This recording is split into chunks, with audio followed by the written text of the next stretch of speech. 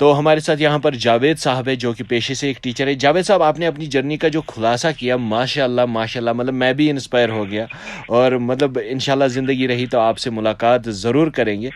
तो यहाँ पर बताना चाहूँगा, जर्नी के चलते अगर हम बात करें आपकी अचीवमेंट्स की, तो आप अवार्डी रहे हैं, अवार्ड जीत चुके हैं, ZIIEI नेशनल अवार्ड आप हासिल कर चुके हैं। तो थोड़ा सा उस बारे में बताइए, क्या है ये अवार्ड, कैसे मिला आपको, क्या एक्सपीरियंस रहा and what was the moment? हाँ, सही बात है। जहाँ तक आपने अवार्ड की बात की, मेरे हिसाब से सबसे जो बड़ा अवार्ड है एक टीचर के लिए वो उसके स्टूडेंट्स होते हैं। माशाल्लाह। और अगर एक टीचर के स्टूडेंट्स उसे सेटिस्फाई हैं तो उस टीचर को ये समझना चाहिए कि उस उस्ताद को ये समझना चाहिए कि उसके पास बहुत बड़ी अचीवमेंट है। और दूसरी बात ये है कि ये जो उस्ताद का पेशा, ये जो मनसब हमें मिला है, इसमें बहुत सारी जिम्मेदारी है। बहरहाल आपने जिस अवार्ड की बात की, ये बेसिकली अवार्ड जो है, ये अगर आप एजुकेशन के डिपार्टमेंट में, तालीम के महकमा में जीरो इन्वेस्टमेंट इनोवेशंस करते हैं, यानी एक वो ऐसा काम करते हैं जहाँ पे आपका खर्चा बहुत कम आता है। जैसे जीरो हियर स्टैंड्स फॉर, जहाँ पे 10, 20 और 50 the cost is up to 100, वो कोई बड़ा कॉस्ट नहीं है। थाउजेंड्स में या हजारों में जो पैसे होते हैं वो एक अमाउंट होता है। तो ये जीरो इन्वेस्टमेंट इनोवेशन एक अवार्ड देता है, ये रूपांतर का अवार्ड है, श्री अरबिंदो सोसाइटी देती है। और ये अवार्ड जो मुझे मिला है, ये अल्हम्दुलिल्लाह मुझे honourable minister of human resource development, आज ये जो है मिनिस्ट्री ऑफ एजुकेशन, उनकी ओर से मिला है। दिल्ली में लास्ट ईयर 1 मार्च 2020 में श्री रमेश पोखरियाल निशंक सर से मुझे ये अवार्ड मिला है। और वहाँ पे यूनियन 8 मिनिस्टर्स वहाँ पे थे उस फंक्शन में। IIT दिल्ली में ये फंक्शन था और मुझे ये अवार्ड वहाँ से मिला। और जहाँ तक इस अवार्ड की बात है, ये किस बुनियाद पे मुझे मिला वो इम्पोर्टेंट है आपसे डिस्कस करना। दरअसल जब मेरी जो भी मैंने ड्यूटी थी, मैंने हायर सेकेंडरीज में दी है, और उसके बाद जो मेरी ट्रांसफर हुई वो कुपवारा के एक फॉर फ्लंग एरिया में हुई, और मैंने टू सम एक्सटेंट कोशिश की कि मुझे अपने ही जोन में ये ट्रांसफर होनी चाहिए थी। अल्हम्दुलिल्लाह ये वापस हुई, और उस एक एरिया में हुई जहाँ पे मैं आपको ये बता दूं, वहाँ पे आज भी गाड़ी नहीं जाती है जनाब। आप हैरान हो जाएंगे अगर मैं आपको कहूंगा, एक ऐसा एरिया है जहाँ पे आज भी गाड़ी नहीं जाती है। और ये एक बालाई इलाका है जहाँ पे आपने बड़ी मुश्किल से पैदल ही चलना पड़ता है। और वहाँ पे मेरी पोस्टिंग हुई। वहाँ का एक स्कूल है, उसका नाम है अपर प्राइमरी स्कूल लहीकोट। और लहीकोट जो स्कूल है, वहां तक गाड़ी जाती है, वहां तक कोई भी प्रॉब्लम नहीं है। लेकिन जिस स्कूल की मैं आपसे बात कर रहा हूँ, उससे आगे जो एक स्कूल है उसका नाम है PS लुंडा। तो मेरी जो पोस्टिंग है वो UPS लहीकोट में हुई, और वहां पे हमने जो देखा, सारा जो स्टाफ था, हमने एक दूसरे से कोऑर्डिनेशन किया, हमने एक दूसरे से बात की कि हमें जो वीकनेस आ रही थी वो बच्चों की ओर से आ रही थी, वो रेगुलर नहीं रहा करते थे। तो ये बड़ी दिक्कत हो रही थी हमें। तो इस सिलसिले में हमने डिफरेंट तरीके अपनाए, जो कि टीचर अपनाता ही है, डिफरेंट वेज एंड मीन्स, ताकि टैक्टिक्स, मेथड्स एंड मेथोडोलॉजीज, ताकि हम ये देखें कि ये बच्चे क्यों नहीं हमारे पास आते हैं, कम क्यों हमारी अटेंडेंस रहती है। तो इस सिलसिले में हमने वहाँ पे क्या किया, हम फादर्स को बुलाते थे, और आपको भी मालूम होगा कि आज जब भी हम मेल्स को बुलाते हैं, उनके बहुत सारी रिस्पॉन्सिबिलिटीज होती है, शायद वो हर मीटिंग अटेंड नहीं कर पाते। तो हमने एक इनिशिएटिव लिया, हमने मदर्स को बुलाना शुरू किया। इंस्टेड ऑफ फादर्स हमने मदर्स को बुलाना शुरू किया। हमने कोई लेटर उसके लिए उनको नहीं लिखी, बल्कि उनके बच्चों को कहा कि कल आप अपनी माँ को साथ लाइए। इसके लिए हमने एक डेट फिक्स किया था। एवरी वीक हम एक दिन उनका एक घंटा लेते थे। और फिर जो बच्चे हुआ कर रहे थे हमारे क्लास में, और जिसकी मदर वहां पे प्रेजेंट होती थी, उस बच्चे को उसके सामने लाते थे और उसको हम पॉजिटिव रेनफोर्समेंट देते थे। वो रेनफोर्समेंट ये था कि हम ये उसे नहीं कहते थे कि आपका बच्चा वीक है, आपका बच्चा पढ़ने में आगे नहीं चल सकता है, आपके बच्चे में वीकनेस है। रादर हम उसे ये कहते हैं कि आपका बच्चा जो ये ठीक है, ये एक अच्छा लड़का है, ये एक अच्छी लड़की है, ये अच्छा पढ़ता है, लेकिन इसे और थोड़ा मेहनत करने की जरूरत है। और उस मेहनत के लिए उसकी मदर, उसका फादर और हम एक साथ उसका साथ दें, उसको सपोर्ट करें, ताकि उसको वो दुश्वारी ना आए। और उसमें हम अटेंडेंस लाते थे। अगर वो महीने में उसने कोई भी दिन घर में नहीं बैठा हुआ होता था, तो हमें एक व्हाइट पेपर पे 4x A4 पेपर जो होता था, उस पे एक अप्रिसिएशन लेटर लिखते थे, खुद ही अप्रिसिएशन, और फिर हम उसकी माँ के हाथ में वो थमा देते थे और उसके बच्चे के हाथ में पेंसिल देते थे। यकीन मानिए कि जो हमारे एडमास साहब थे बहुत खुश हुए, सारा स्टाफ कोऑर्डिनेशन कमेटी में रहा, इस कोऑर्डिनेशन में रहा। तो ये जो मदर थी, जब इसको 10 मदर्स के सामने, जो बाकी मदर्स इस मीटिंग में हुआ करते थे, किया जाता था, उनके सामने जब इसको ये अप्रिसिएशन हम करते थे, वो जो मदर्स थे, आप ये बड़ा इंपॉर्टेंट कॉन्सेप्ट है। जब ये बाकी मदर्स इसको देखते थे, वो डेफिनेटली शॉक होते थे कि इसको हमारे सामने से बहुत तारीफ हुई। और वही औरतें जब घर जाते थे, वो एक दूसरे को कहते थे कि आज फलानी औरत को वहां पे ये अवार्ड मिला, उसको एक सर्टिफिकेट मिली, वजह ये है उसका बच्चा है। वो फिर अपने बच्चों को घर में मोटिवेट करते थे, नहीं आपने रेगुलर जाना ही जाना है। बिल्कुल। और रेगुलर के साथ साथ फिर वो पंक्चुअलिटी जो उनमें आई, उसके साथ साथ क्लीनलीनेस भी उनमें आई। फिर हमने दूसरा जो इनिशिएटिव उठाया, क्लीनलीनेस पे हमने सर्टिफिकेट दी, पहले मदर को और साथ में बच्चे को भी। और ये जो हमने वहां पे इम्प्रूवमेंट हमें जो आई, वो एक अटेंडेंस हमारी 100% रहा करती थी और क्लीनलीनेस स्कूल में होती थी। और ये जो हमारा प्रोग्राम था, अल्हम्दुलिल्लाह ये बहुत बड़ा सक्सेसफुल रहा। और मैंने ये जो है IIT दिल्ली में ये एक्सपीरियंस जो है मैंने शेयर की on stage. There were the teachers of 28 states and the rest of the UTs, और this was indeed appreciated from that very quarter as well. बिल्कुल। तो इसी में हमें ये सक्सेस मिली। मतलब एक ऐसा इनिशिएटिव आपने स्टार्ट किया जिसने बच्चों को जोड़ा, उनके वालिदैन को और सारे टीचर्स को। मतलब छना सो कशिर पट सो कहावत छातन याद पे सारी समहो एक्सी रजे लम्हो अदमा राय वह कहान गाव। तो माशाल्लाह, मतलब एक टीचर के जो स्किल्स हैं यही दर्शाते हैं कि कैसे वो नेशन को बिल्ड अप करने में मदद करते हैं। सर यहाँ पर पूछना चाहूंगा इस बात की है। जी। यहाँ पर ये पूछना चाहूंगा, आपने पढ़ाई की, हमने पढ़ाई की, हमारे जो बड़े हैं घर में उन्होंने पढ़ाई की। एज अ टीचर आपको क्या लगता है कि टीचिंग ने कितना इवॉल्व किया है? मतलब पहले और अब की टीचिंग में आपको क्या फर्क लगता है? यकीन मानिए, जब हम कंपैरिजन करते हैं हर किसी दौर में, हर किसी दौर की टीचिंग उस दौर के हिसाब से बड़ी इंपॉर्टेंट होती है। हर किसी दौर की जो पढ़ाई है उस दौर के हिसाब से उसका एक अच्छा इम्पैक्ट होता है, उसका एक अच्छा वैल्यू होता है, उसकी एक अच्छी इंपॉर्टेंस होती है। लेकिन with the passage of time जो कि टीचिंग में भी चेंजेस आते हैं। जैसे हम आज की टीचिंग की बात करेंगे, आज अगर हम ये देखें कि हम मुझे किसी स्कूल में जाके पढ़ना था, लेकिन आज इंस्टेड ऑफ दैट कि मैं घर में ऑनलाइन क्लास अपने बच्चों को दे सकता हूँ। बिल्कुल। लोगों को इसके बारे में कभी भी हमने हैरानी नहीं जतानी चाहिए। ये एक अच्छा इनिशिएटिव है। जब हम मॉडर्न कंट्रीज की बात करते हैं, जब हम डेवलप्ड कंट्रीज की बात करते हैं, वहां पे मोस्टली ऑनलाइन एजुकेशन ही दी जाती है। क्योंकि जब हम आज की एजुकेशन की बात करें, आज एजुकेशन में एक बच्चे को बहुत ज्यादा फैसिलिटी है। जब हम अपने दौर की बात करें, वहां पे बहुत प्रॉब्लम थी।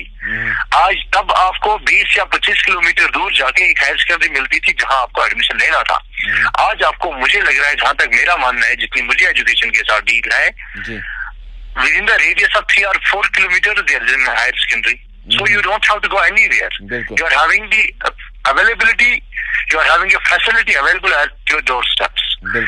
So चाहिए कि हम पढ़ें, हम आगे बढ़े, हम डिफरेंट कोर्सेज लें, हम अपने टेक्निक्स और वेज का पूरी तरीके से यूज करें। और ये हमने नहीं मानना चाहिए कि नहीं I must go for this way. No, अगर आप में कोई भी टैलेंट है, for example if you are good in sports, you are having availability now, go for physical education. अगर आप किसी दूसरे फील्ड में ठीक कर पा रहे हैं, अगर आपको साइंस के साथ डील है, गो फॉर मेडिकल। अगर आपको इंजीनियरिंग के साथ बेटर लगता है, गो फॉर दैट। अगर आपको टीचिंग प्रोफेशन के साथ ठीक लगता है, you can choose that very way. Now you are having the facilities available. Government ने हर कोई फैसिलिटी रखी है। जरूरत इस बात की है कि हम हिम्मत से, हौसले से आगे बढ़े और हम इस अपॉर्चुनिटी को अवेल करें, हम इसको मिस ना करें। वक्त का तकाजा ये है, जो हमारी यूथ है इन्हीं पे हमारा सारा डिपेंड है।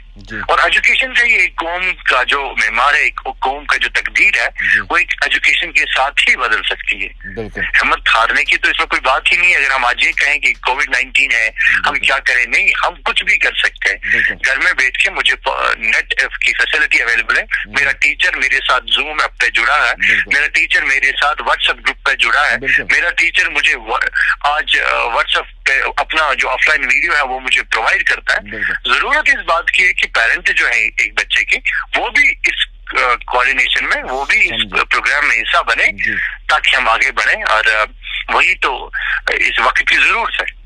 बिल्कुल माशाल्लाह, बहुत खूब कहा आपने, क्योंकि देखिए इंसान को हर एक चुनौती के लिए, हर एक चीज़ के लिए तैयार रहना चाहिए। और जिस टाइम हम पूरी दुनिया के साथ जुड़े हुए हैं और इस पैंडेमिक से डील कर रहे हैं, तो ऐसे में एक टीचर ही है जो बच्चे को एक क्वालिटी एजुकेशन प्रोवाइड कर सकता है, चाहे वो ऑनलाइन हो, फेस टू फेस हो, स्कूल में हो, कॉलेज में हो। It all depends on the skills of a teacher. Sir यहाँ पर बिल्कुल, यहाँ पर ये बात कहना चाहूँगा, आपने अपने टीचर्स के बारे में बताया, आपने अपनी स्ट्रगल के बारे में आपने स्टोरी शेयर की कि कैसे आपने अवार्ड जीता और कैसे आपने मोटिवेट किया। यहाँ पर ये जानना चाहूँगा कि आपका कोई ऐसा फेवरेट मोमेंट जहाँ पर आपको लगा कि ये आपका फेवरेट स्टूडेंट है, या ऐसा कोई favourite moment with the students in the school, हमारे साथ शेयर करें सर। श्योरली आपका कहना बिल्कुल सही है। अगर आप मुझे कहें कोई ऐसा मोमेंट ऐसा है जो मैं आपसे शेयर करूं, बल्कि मैं इस बात का थोड़ा सा डिफरेंट जवाब आपको दूं। ऐसा मोमेंट नहीं है मेरी लाइफ में, बल्कि मेरी लाइफ का हर कोई मोमेंट ऐसा है। बिल्कुल, every moment of my life is like this. Honestly वो कोई भी दिन नहीं होता है जिस दिन मैं अपने स्टूडेंट्स के साथ नहीं जुड़ा होता हूँ। Every day every moment of my life is very inspiring for me, not I can't say for others but for me.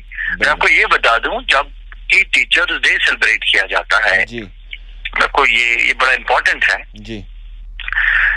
और इस टीचर्स डे पे जो 5 सितंबर हम सेलिब्रेट करते हैं, बिल्कुल, और इस पे जो जितने भी स्टूडेंट्स होते हैं वो अपने टीचर्स से अवार्ड देते हैं। मुझे आज भी याद है कि जब हम टीचर्स डे हमने स्टार्टिंग में, जिस दिन मेरा सबसे पहला साल था और मेरी क्लास में 11th to 12th में 264 स्टूडेंट्स थे। You won't believe I have been जो मुझे मतलब गिफ्ट्स दिए गए 261 स्टूडेंट्स ने मुझे वो दिए। Wow, that was a remarkable day in my life. और फिर मुझे तब गाड़ी नहीं की प्रॉब्लम हुआ करती थी, तो फिर एक सुमो मुझे लाना पड़ा, और उसमें मैंने वो सारे diaries, pen, copies and all that, वो 10 रुपया का क्यों न था, लेकिन मेरे लिए वो बहुत मायने रखता था। तो वो मुझे मिला जी। अगले साल 4 सितंबर को मैं आपको फोन करूंगा और बताओ काले वनियत की जावेद सर, कल की आधे की हिस्सेदारी मेरी। श्योरली इसमें कोई दूसरी राय नहीं होगी। और दूसरा पॉइंट यहाँ पे अवार्ड के बगैर एक दूसरी बात बताऊंगा, जहाँ पे जब मेरा दूसरा साल चल रहा था, एक स्टूडेंट मेरी क्लास में बैठा था जी। तो जो कि मेरा दस्तूर है, हर किसी टीचर का अपना अपना जो वे है, मेथोडोलॉजी जो है पढ़ाने की, टीचिंग जो स्किल्स है, हर कोई अपनी अपनी तरीके से बड़ी एक अच्छे अंदाज में उनको इम्पार्ट करने की कोशिश कर रहा है। अपनी क्लास को एक लाइव क्लास, एक सक्सेसफुल क्लास बनाने की कोशिश कर रहा है। मुझे आज भी याद है, मेरे क्लास में एक स्टूडेंट था, मैं नाम नहीं आपसे शेयर करना चाहूंगा, बट जब उसको क्वेश्चन याद नहीं था तो मैंने उसका हाथ पकड़ा और उसका जो थंब था उसे थोड़ी सी लगी। अब जब उससे लगी तो मुझे फील हुआ ऐसा नहीं होना चाहिए था, हाथ से लगा कोई, क्योंकि मैंने छड़ी लाइफ में उठाई ही नहीं है, हाथ न उठाने का कोई शौक है। तो ये बच्चा जब घर जाता है तो दूसरे दिन इसका बाप इसके साथ आता है, और मैं क्लास पढ़ा रहा हूँ और इसका बाप जो है वो ऑफिस में मेरा वेट कर रहा है। क्लास खत्म करने के बाद मैं दूसरा क्लास ले रहा हूँ, उसका बाप तब तक वेट कर ही रहा है। तो मैंने तीसरा क्लास दिया और ये क्लास कंप्लीट करने के बाद मेरे 3 क्लास कंटिन्यूअसली थे, और उसके बाद 1 बजे का टाइम था, तो ब्रेक थी। इनसे मुलाकात हुई, मुझे नहीं मालूम था ये कौन है। जब इनसे महवी गुफ्तगू होने का शर्फ हासिल हुआ तो उन्होंने अपना तारुफ दिया, कहा कि हम इस तरह से वालिद मोहतरम है इस स्टूडेंट के जिन्हें कल ये लगा। तो मैं यहाँ से ये कहना चाहता था उनसे कि दरअसल ये नहीं होना चाहिए था, कल ऐसा हुआ।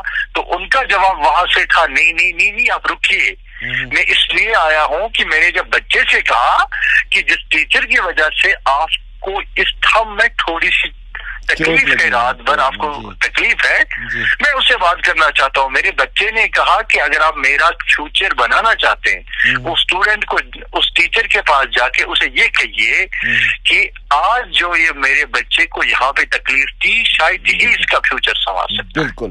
और रादर देन वो मुझे गिला करता, ही अप्रिशिएटेड। और जाहिर सी बात है, वक्त की जरूरत है। बिल्कुल, और जाहिर सी बात है यहाँ पर मैं अपने दूसरे अगले सवाल से आप ये बात तो जुड़ जाती है, क्योंकि मैं बात करने वाला हूँ, आपसे पूछने वाला हूँ बिहेवियर ऑफ स्टूडेंट्स के बारे में। देखिए, अलग अलग बच्चे होते हैं, अलग अलग मिजाज होते हैं, अलग अलग मेंटल सेटअप होता है हर एक बच्चे का, हर एक बड़े का। तो यहाँ पर पूछना चाहूँगा आपसे, आपको क्या लगता है how as a teacher one can tackle, और how as a parent one can tackle with different students with different behaviours and different mental setups? Exactly, this very important question. आपने एक बड़ा अच्छा सवाल किया और वक्त की जरूरत भी यही है। मैं ये बताते चलूं आपसे कि जहां तक इस सवाल की बात है, अगर मैं एक पेरेंट की बात करूं, एक टीचर की बात करूं, एक मदर की बात करूं, एक फैमिली की बात करूं, हर किसी के पास आज हम साइकोलॉजिकली बड़े साउंड होने की जरूरत है। बिल्कुल, एक teacher must be a psychologist, teacher must be a psychologist, this the need of the hour. जब आपके साथ एक बच्चा आता है और आपको इस चीज का शायद कोई गुमान नहीं होता है कि बच्चे को घर में क्या प्रॉब्लम थी, बच्चे को रास्ते में क्या प्रॉब्लम थी, क्या बच्चे के पास सारे वो नोटबुक्स वगैरह है या नहीं है जी। वहां पे ये बात बड़ी इंपॉर्टेंट है कि आप ये समझ लें कि जो बच्चा आपके पास आता है वो डिफरेंट सिचुएशन से आके आपके पास चला जाता है जी। आपने उसकी साइकोलॉजी जो है, आपने जो उसका बिहेवियर है, वो अपनी बातों के जरिए से, अपनी टेक्निक्स के जरिए से, अपनी मेथोडोलॉजीज के जरिए से एक टीचर को ऐसे बनाने हैं कि बच्चा फील सिक्योर करे in school, not at home जी। We need such teachers in the society right now, and we are having such teachers. Alhamdulillah, and I'm telling you very frankly that we are having such teachers available to us in our society, while a child feels secure with a teacher, not at home. माशाल्लाह। तो हम यही चाहते हैं, ये education हमने देने की जरूरत है, वक्त की जरूरत है कि हम बच्चों को ये तरबियत दें, ये नॉलेज दें। फिर ये चीजें मैटर नहीं करती है कि आपके पास इंफ्रास्ट्रक्चर कैसा है, आपके पास क्लासरूम कैसा है। अगर एक टीचर अपने सारे एफर्ट्स लगा देता है, और मैं आपको यकीन के साथ कहता हूँ कि वो बच्चा जो है वो सिक्योर फील करेगा स्कूल में, नॉट एट होम। बिल्कुल। और दोस्तों, जाहिर सी बात है, किसी महान शख्स ने क्या खूब कहा है कि इंसान को 3 चीज़ें बेहतर बनाती हैं: अच्छा दोस्त, अच्छी किताब और अच्छा उस्ताद। तो सर, अपने जो ख्यालात हैं उनका इजहार करने के लिए, हम तक पहुंचाने के लिए, सभी सुनने वालों के कानों तक पहुंचाने के लिए आपका बहुत ही शुक्रिया। इजाज़त लेने से पहले आपसे एक आखिरी सवाल, सभी वालिदैन के लिए जिनके बच्चे पढ़ाई करते हैं स्कूल्स में, ट्यूशन सेंटर्स में, या घरों में, या ऑनलाइन क्लासेस में, एज अ टीचर उन वालिदैन के लिए, या टीचर्स जो उन बच्चों की क्लास लेते हैं या उन्हें पढ़ाते हैं, उन्हें इस काबिल बनाते हैं कि वो मुस्तकबिल में, आने वाले वक्त में अपने पाँव पर खड़े हो सके, उन सब सुनने वालों के लिए एज अ टीचर दिल से क्या मैसेज होगा आपका? हाँ, ये बड़ी अच्छी बात है और आपने कहना भी चाहिए था। अगर आप ना भी कहते शायद मैं इस बात को ऐड कर लेता। जितने भी पेरेंट्स ये प्रोग्राम सुन रहे हैं, जितने भी पेरेंट्स और जो भी लोग हमें, जो भी बच्चे, जो भी स्टूडेंट्स हमें इस वक्त सुन रहे हैं, मैं ये दिल से कह रहा हूँ कि कोई भी चीज दुनिया में नामुमकिन नहीं है। कुछ भी मुमकिन है इस दुनिया में। अल्लाह ने ऐसे करिश्मे, अल्लाह ने ऐसे तरीके और ऐसे रास्ते आपके लिए बना के रखे होते हैं। जरूरत इस बात की है कि आप हिम्मत न हारें।